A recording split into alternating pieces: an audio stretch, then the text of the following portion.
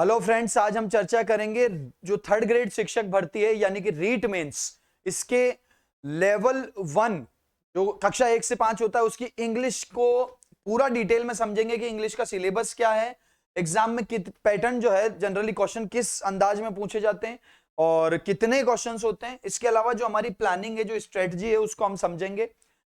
इस वीडियो को अंत तक देखना। इंग्लिश कैसे प्रिपेयर करनी है, इंग्लिश में कैसे नंबर लाने हैं, वो सारा का सारा इस वीडियो के अंत में आपको समझ में आ जाएगा। देखो, लेवल 1 की बात करें तो दोस्तों, लेवल 1 में जो इंग्लिश है उसके आपके 9 क्वेश्चन होंगे कुल मिला के, ये आप जानते हो, जिसमें से 5 क्वेश्चन तो आपके आएंगे ग्रामर और वोकैब के, 4 क्वेश्चन पेडागोजी के आएंगे, यानी कि जो शिक्षा नीति शास्त्र होता है उसके बारे में आएंगे।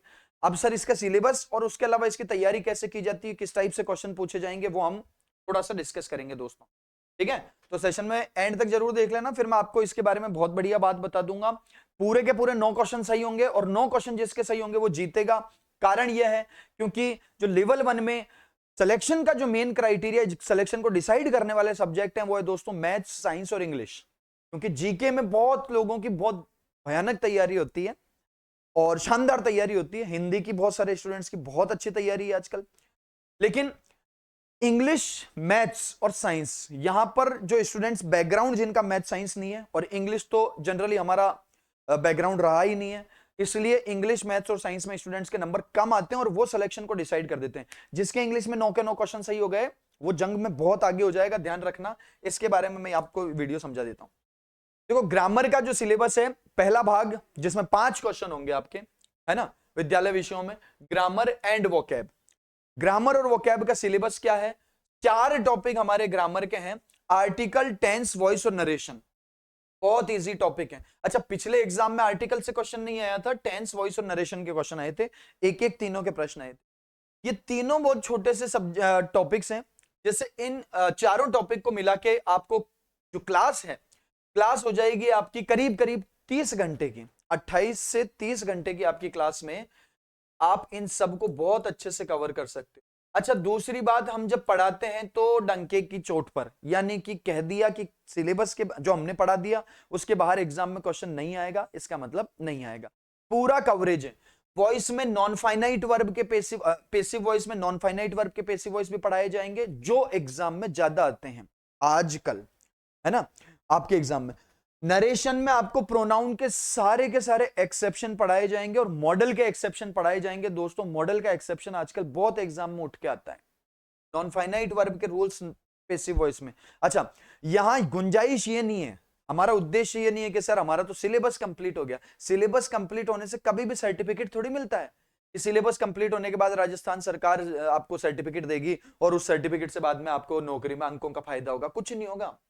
उद्देश्य क्या है? 4 टॉपिक हैं, ऐसे पढ़ लो इन 4 टॉपिक को, कैसा भी प्रश्न आए सर गलत नहीं होना चाहिए। ये नहीं सर मेरी वाली पारी में थोड़ा मुश्किल आ गया और उसकी पारी में थोड़ा सरल आ गया, या मान लो एक ही पारी है तो हम कहते हैं कि सर इंग्लिश के 2 क्वेश्चन तो बहुत टफ थे। टफ नहीं होते हैं, या तो होता है कि पढ़ा है या है कि पढ़ा ही नहीं है। जो पढ़ा नहीं है वो हमेशा टफ लगेगा।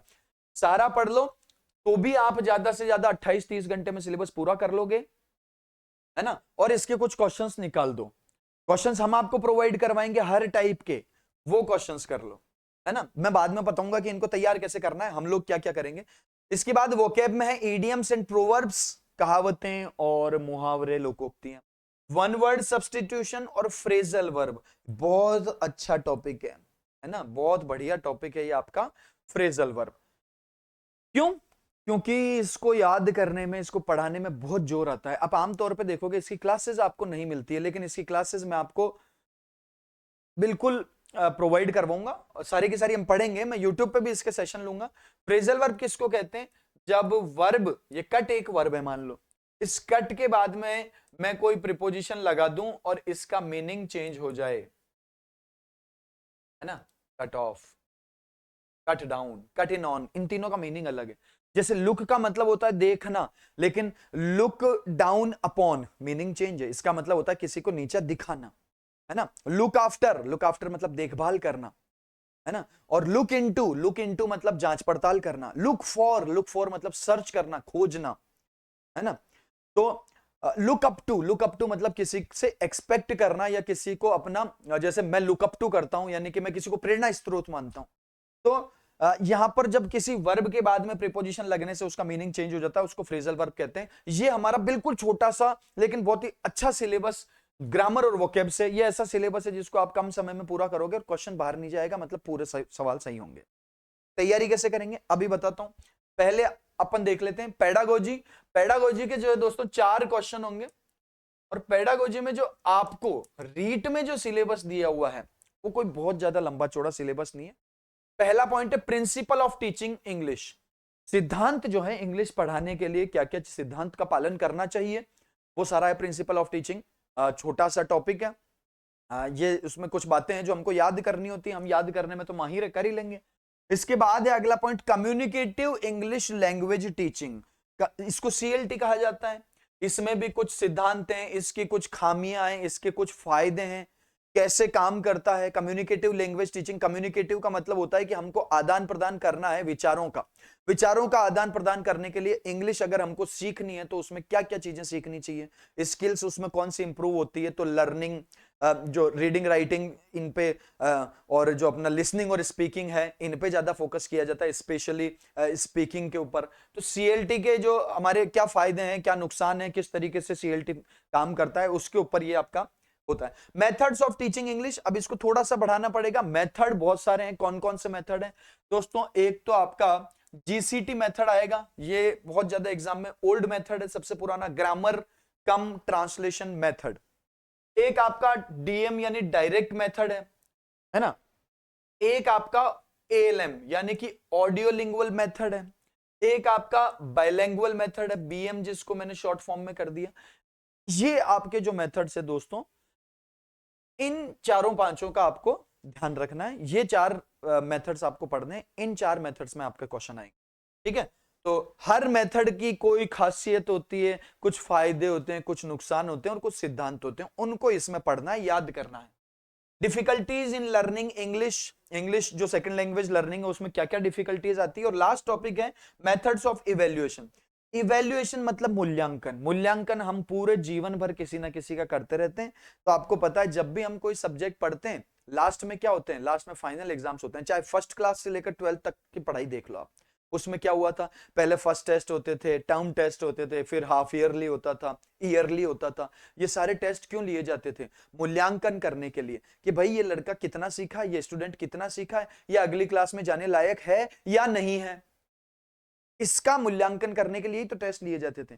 तो मेथड क्या क्या है, किस किस तरीके से हम जो है इवेल्युएशन कर सकते हैं, यानी मूल्यांकन कर सकते हैं किसी छात्र का। अच्छा, मूल्यांकन करने से क्या होता है, मूल्यांकन करने से हमको पता चल जाता है कौन से छात्र अच्छा सीख गए आगे जाने के लिए, और कौन से छात्र हैं जिनकी तैयारी कमजोर है या जो ज्यादा नहीं सीख पाए। जो ज्यादा नहीं सीख पाए उनको फिर हम रेमेडी देंगे। रेमेडी यानी कि उपचार, है ना। रेमेडियल टीचिंग मतलब उपचारात्मक जो है शिक्षण, है ना। उपचार करेंगे कब, जब पहले इवेल्युएशन करेंगे, जब हमको पता चल जाएगा कि बीमारी क्या है तभी तो उसका उपचार करेंगे। पहले जांच करता है डॉक्टर, वैसे ही हम पहले क्या करते हैं, इवेल्युएशन करते हैं कि कमी किस में है और क्या कमी है, और फिर उस कमी को सुधारने के लिए रेमेडी यानी कि उपचार दिया जाता है। तो ये आपका पेडागोजी का सेक्शन है। पेडागोजी के 4 क्वेश्चन होंगे, ग्रामर वोकैब के आपके 5 क्वेश्चन होंगे। ये हमारा रीट का लेवल 1 का सिलेबस है। ये तो हो गई बात सिलेबस की, सिलेबस में क्या क्या पढ़ना है।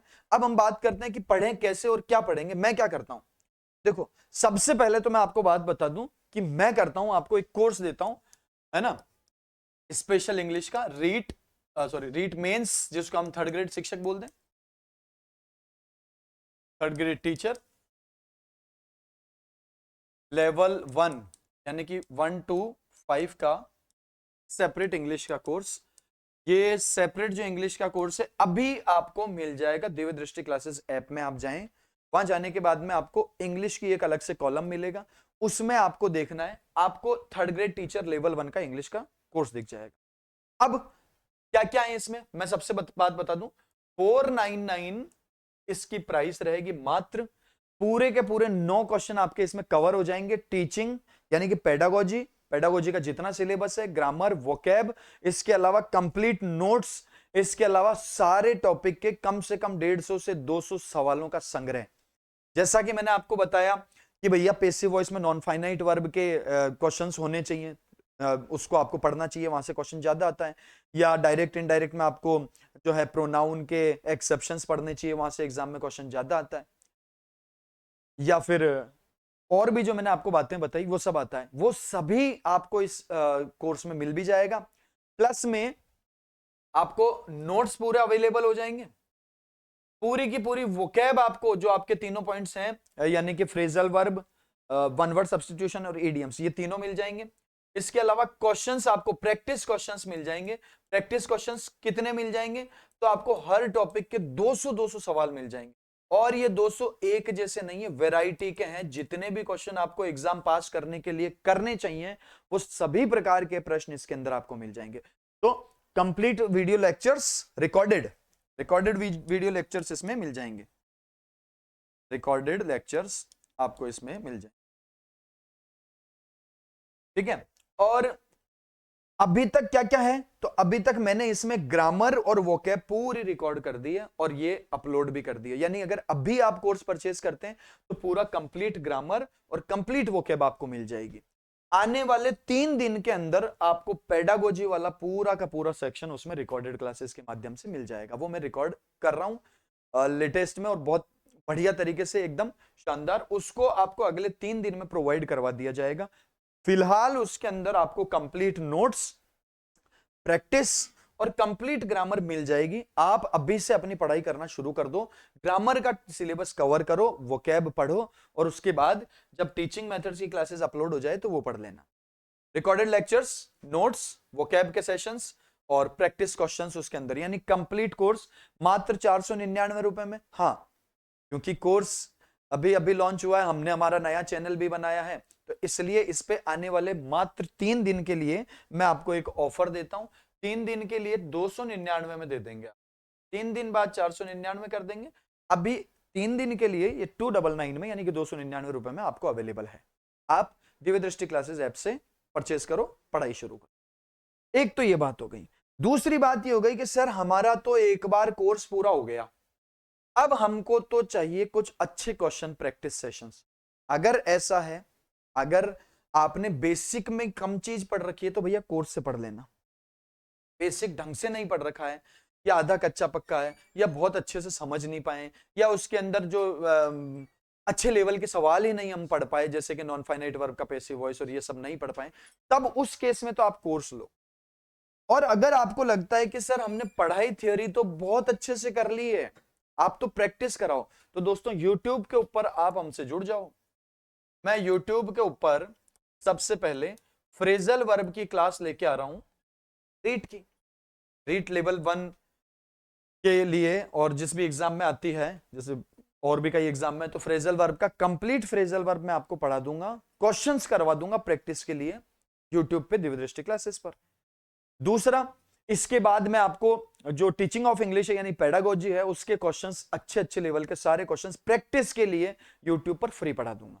ये उन स्टूडेंट्स के लिए है जिनका सिलेबस कंप्लीट हो चुका है, जिनको लगता है कि हम अच्छे से बेसिक पढ़ लिए, अब हमें जरूरत केवल है प्रैक्टिस की।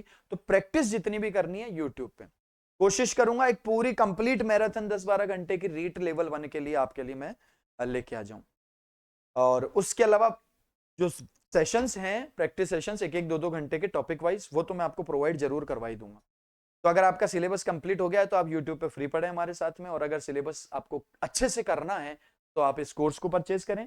दोस्तों, 9 के 9 क्वेश्चन सही करने, चाहे ग्रामर वाला पोर्शन हो, चाहे टीचिंग वाला पोर्शन हो, चाहे वोकैब वाला पोर्शन हो। वोकैब इतनी इनफ सफिशिएंट पढ़ा दूंगा मैं। फ्रेजल वर्ब का तो खैर क्वेश्चन आया तो बाहर जाने नहीं देंगे, और उसके अलावा जो आपका ग्रामर वाला पोर्शन कभी बाहर जाता ही नहीं है।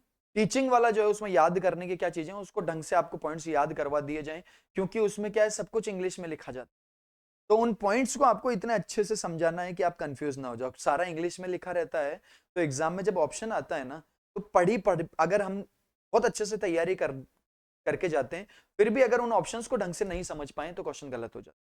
इसलिए उसको इंग्लिश में पूरे नोट्स बनाएंगे और कंप्लीट हिंदी में उसको समझेंगे, ताकि ऑप्शन से हमारा क्वेश्चन एग्जाम में गलत ना हो। जो सबसे इंपॉर्टेंट पॉइंट है टीचिंग में, मुझे लगता है कि स्टूडेंट के पढ़ा हुआ सब होता है, समझ सब आ जाता है, लेकिन ऑप्शन देखता है तो वहां सारा इंग्लिश में लिखा हुआ है, उसको समझने में ही दिक्कत आ जाती है, तब जाके वो बात गड़बड़ हो जाती है, वो घुमा के लिख देता है लैंग्वेज को, है ना। तो हम उसको इस तरीके से पढ़ें कि हमको पढ़ा हुआ कम से कम एग्जाम में गलत नहीं हो जाए, है ना। टीचिंग ऑफ इंग्लिश पेडागोजी में सबसे बड़ा पॉइंट ये है जो मैंने आपको बताया, इसको ध्यान रखेंगे, ठीक है। तो ये थी जानकारी रीट लेवल 1 के लिए। आप लोग यूट्यूब पे अगर सब्सक्राइब नहीं कर रखा है चैनल को, तो चैनल को सब्सक्राइब कर लो और वीडियो को शेयर करना, जानकारी अगर अच्छी लगी हो तो। कोर्स के बारे में सब कुछ बता दिया है। मिलते हैं दोस्तों अगले सेशन में, तब तक के लिए सभी को नमस्कार।